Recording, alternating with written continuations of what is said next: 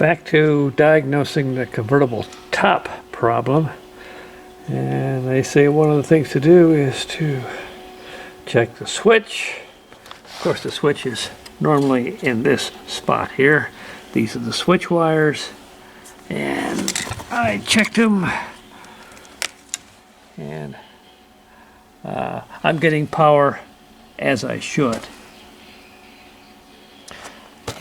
And while I was at it, I took off the mirror control to get in there for some cleaning, and as I did, look what fell out.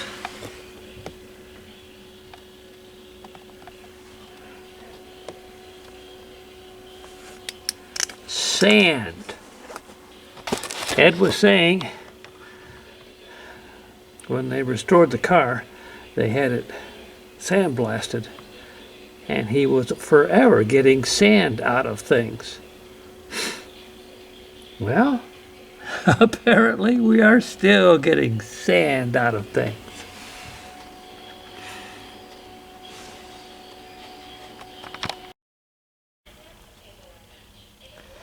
Well, there's the top control buttoned up and reconnected. Now we got to move to the motor and find out why it's not cranking.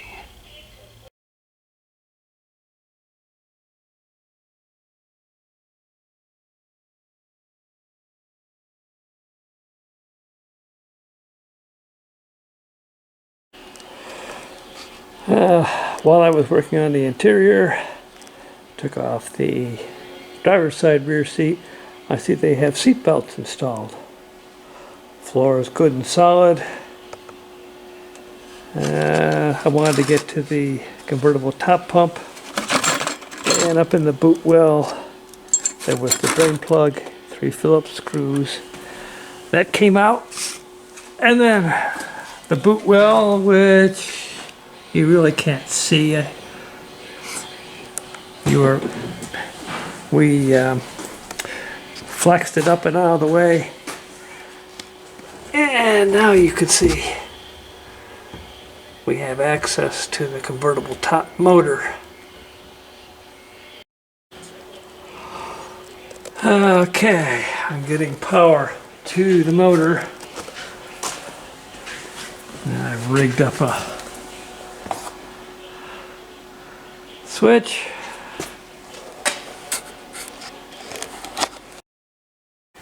And with the switch in the other direction, I get power.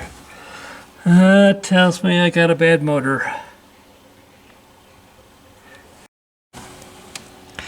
So I'm wondering how you replace that motor, because it looks like some of the access needs to be from the other side.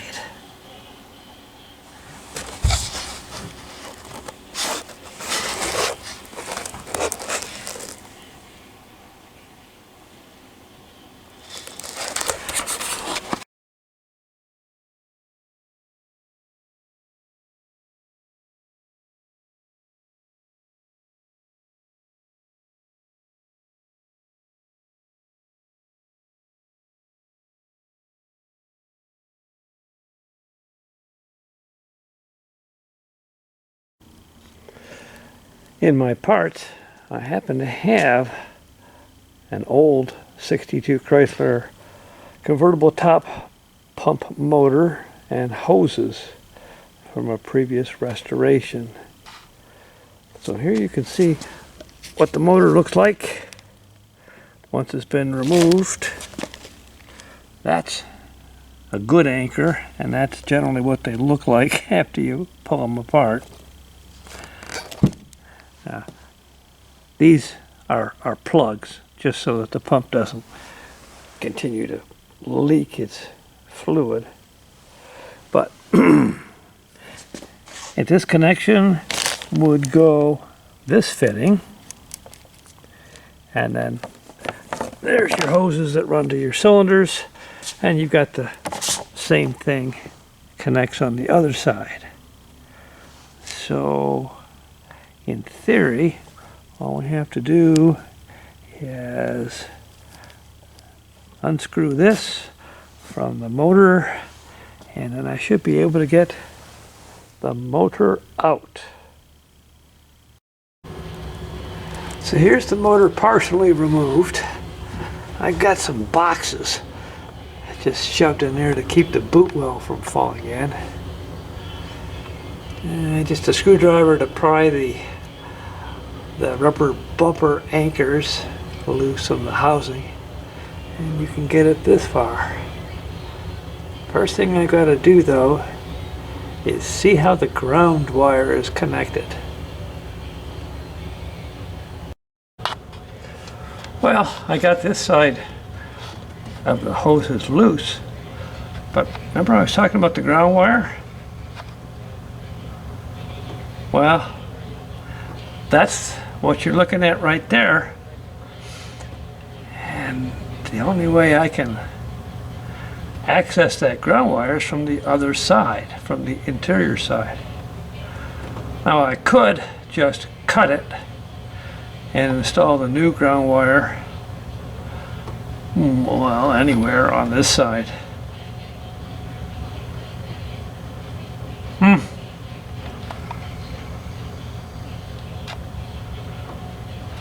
I don't know.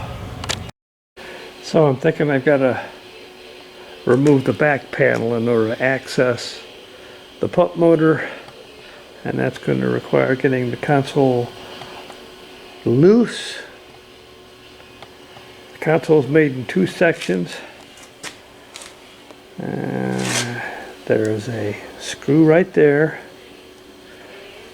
and it ends about here.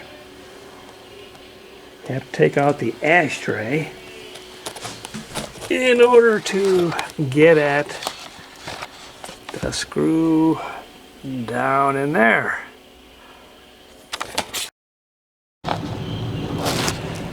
A whole lot of while later, I have the console loosened. Getting the console loosened and things apart probably is a video all by itself.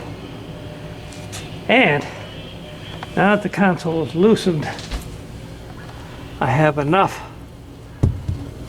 leeway back here so that I can move the backer board and get to the ground wire, which you can't see.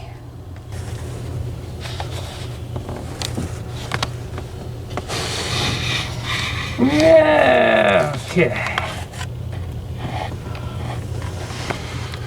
See it? It's over there in that cluster of wires. I don't know how you could get at it from the trunk, but all I have to do from here is loosen that and I can continue with the motor.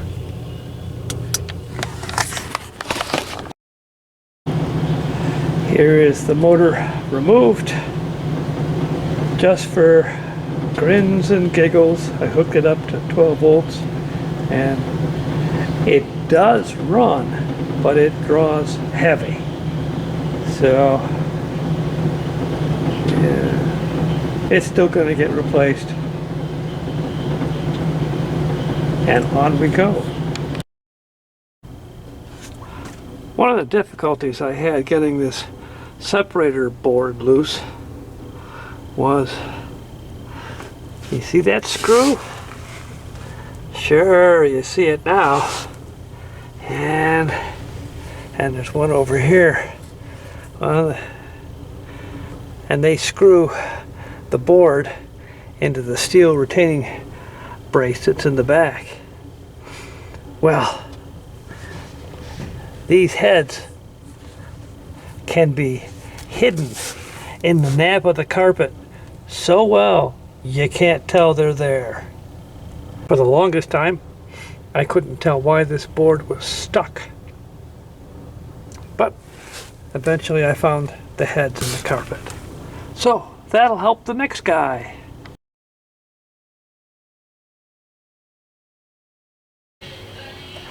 Here's the new pump from Hydroelectric compared to the old pump. Size-wise, it seems to be the same. Do you see the electrical connection? This is the original is a spade type, and this has got pins.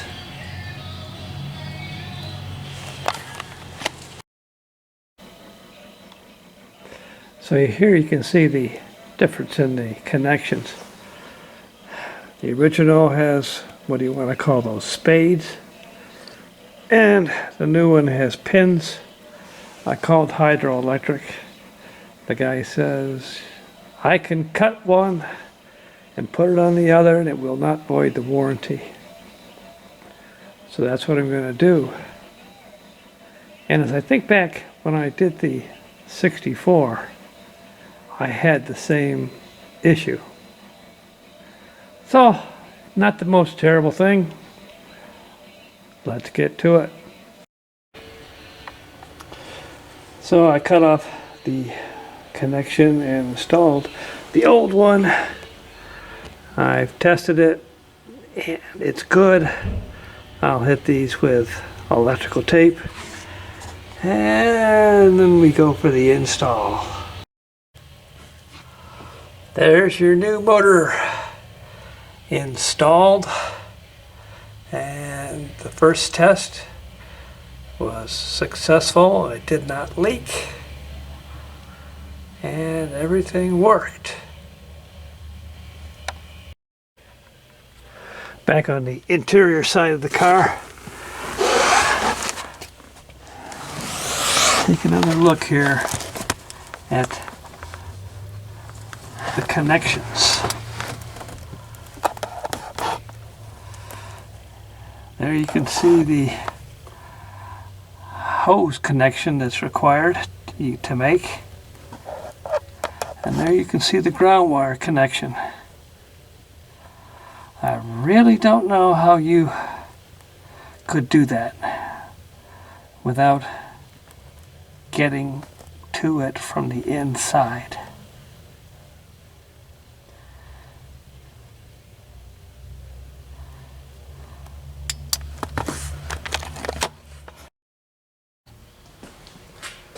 Let's see how she does.